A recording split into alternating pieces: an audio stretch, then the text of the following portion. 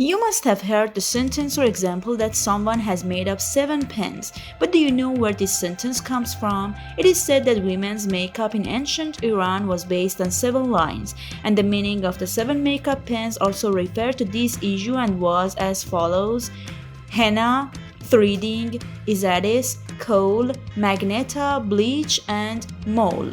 Being beautiful and the desire for beauty has been and is and will be among human beings since ancient times. Therefore, it can be said that makeup has been common among men and women since ancient times, especially when people became acquainted with medicines and they tried with great interest to make their faces more beautiful.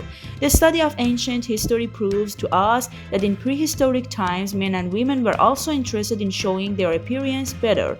The type of makeup and cosmetics used in one culture and nationality to look more beautiful and attractive may be completely rejected in another culture, but most people enjoy changing the style of clothing, hair, and makeup. Subscribe our YouTube channel to watch the rest of this video and more.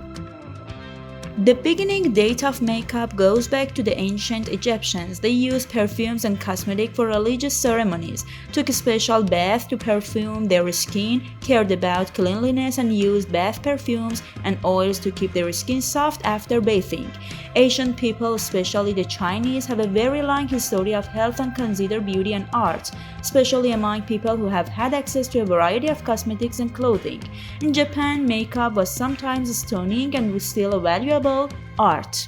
Iranians, as history and evidence show, follow the fashion and beauty of hair, face, and clothes. There is no specific history of the history of women's makeup in ancient Iran, but from the poems of the ancient poets, it can be understood that the Iranians were no less than Egyptians.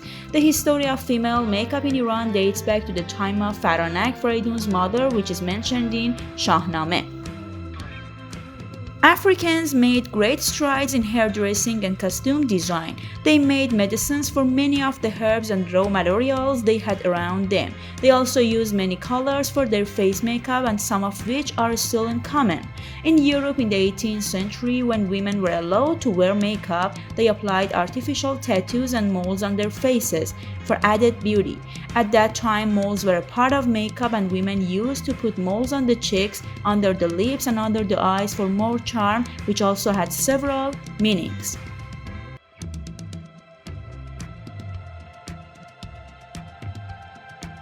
For example, crescent-shaped mole means an invitation to a night out.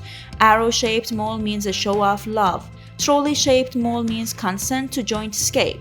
Mole on the upper lip means a symbol of being single. Mole on the right cheek means a symbol of being married. Mole on the left cheek means a symbol of being a widow. In the Middle Ages, most dyes were applied to the cheeks and lips. The eyes were made only with kohl. Cosmetics and medicines were not separated, but by the end of the 16th century, they were almost separated. This period was between the Classical and the Renaissance, where religion played an important role in the life, beliefs, and social behavior of the people. Combs and mirrors were the first favorite cosmetics of all men and women. Cleopatra, the queen of Egypt, used cosmetics and perfumes for her skin, hair, and body. If we follow the progress and changes in fashion and beauty from the time of our ancestors until now, we may realize all those changes. The traces left by our ancestors shows us that the dyes were used to dye hair, nails, and skin. Tattoos also existed and were common at that time. Colors and makeup were made from the roots of trees and the leaves of mineral plants. For example, kohlrabi powder was used in ancient Egypt to make the eyes clearer and larger. Lamp black was applied to the eyebrows, and iron oxide was used to make magneta for facial makeup. From 460 AD, the Greeks made perfumes and cosmetics with great interest and used from there for religious ceremonies and personal use, and sometimes even as medicine. Greek women used a substance called vermilion for face makeup, which was bright red, and used a combination of mercury salts to make it. Roman women applied a mixture of gypsum and lead to their face to make it whiter. They also blushed their cheeks and lips with vegetable dyes and made masks for their face from a mixture of corn, milk, and flour, which they also made with butter. They were mixing. The Romans, like the Greeks and Egyptians, believed in bathing and grooming, and Roman baths were usually public with separate sections for men and women.